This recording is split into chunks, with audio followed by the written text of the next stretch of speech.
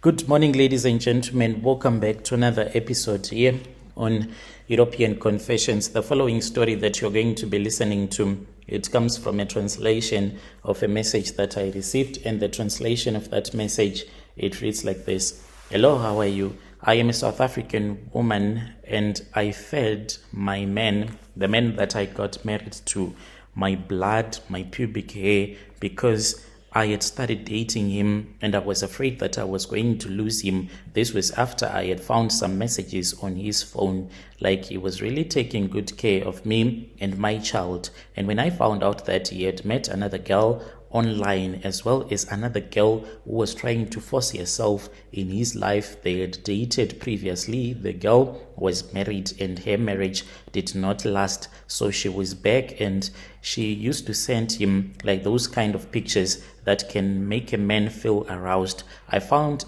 these messages on his Facebook when he was fast asleep. All that I did was that since he had not given me his password, I took his hand when he was fast asleep and placed it on the fingerprint unlock, and the phone unlocked itself. I went on his WhatsApp. Unfortunately, it wanted a password. I could not get in there. There were some messages that were locked. And then I said, let me go on Facebook. It will be the easiest one.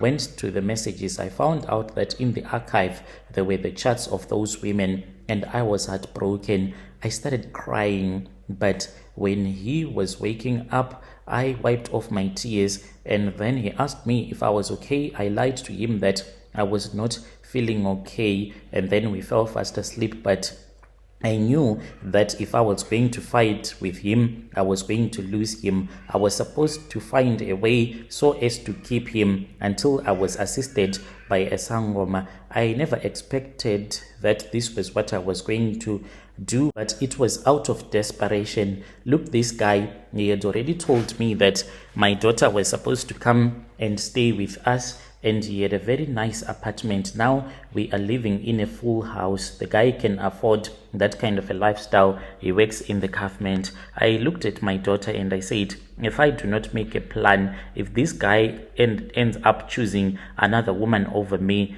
does it mean that I have to start looking for love again? When I had been single for a very long time, I did not want it to happen, and I do not expect anyone to understand me. I did it, and I am a woman who is staying here in Gauteng. I am aged 28 years old. I used to think that I was a strong woman until I was hurt too many times by different men, and I chose to be a God-fearing single mother. And I told myself that from now on, I am going to be chasing money, praying, and I am not going to be chasing after men. So I stayed for a very long time without ever dating a man, such that I had forgotten about sex and other things. All that I was concentrating on was my life, my daughter, going to church and living and enjoying life. That was all that mattered to me until I met this man that I am staying with.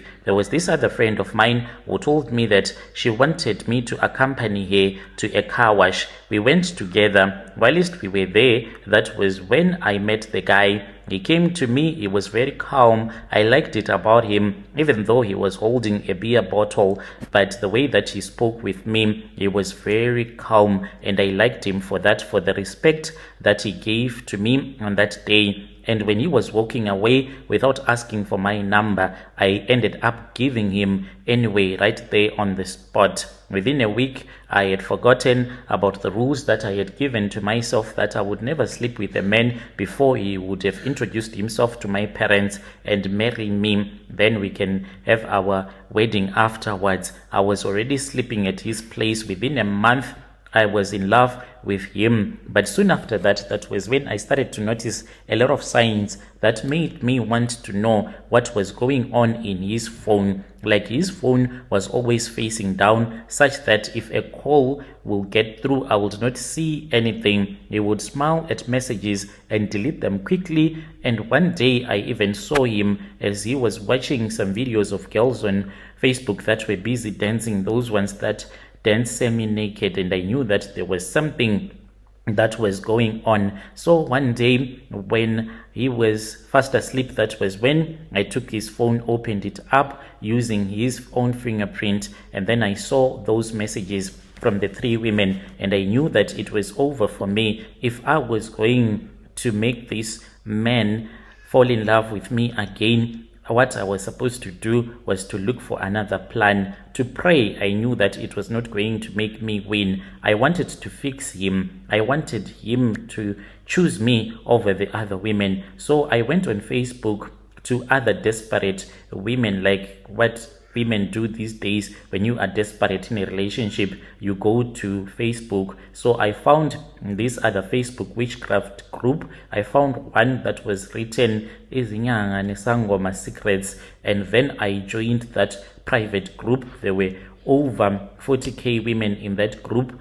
mostly anonymous. I was shocked by what I saw. Women were talking about different home remedies that you can use as Corovella to make your husband, your boyfriend love you, give you money, mixing period blood with tea, bearing photos in graveyards of their girlfriends so that they can be separated, tying pubic hair to your men's socks, and putting Vimbela under beds. It felt dark, but I kept on reading and reading. I then posted anonymously and I said, my boyfriend cheats and lies. I love him too much. How can I tie him to me forever? Within minutes, I had 39 comments. Some were jokes, but one message changed everything. There was this other woman, Mama Nelly 88, she inboxed me and she said that she was a traditional healer, was staying in Pretoria. She was very polite and she said, I am going to teach you so that your man will never leave you again. She gave me the recipe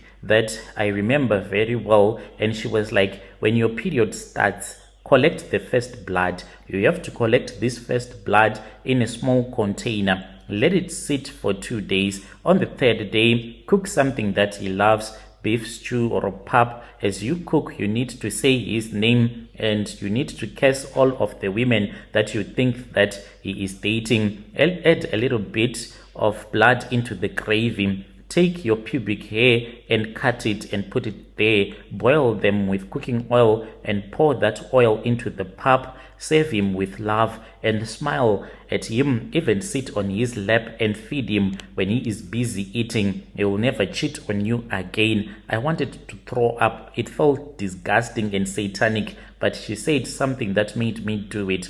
Do you want to be the ex or do you want to be the wife? That sentence hurt me so bad. So on this other day, it was on a rainy day, Thursday, whilst he was at work, I prepared the meal. I was on my period. I did everything she said. I cooked the stew slowly as I whispered his name, cursing his girlfriends. I put the blood in. I added the oil with my hair into the pap. I cleaned the plate and then I saved to him. He ate everything. He was licking his fingers. We were even kissing when he was busy eating. After that, we made sweet love like we had never made it before. That night, he held me tightly. He told me that I was the only woman he would ever love. He proposed to me.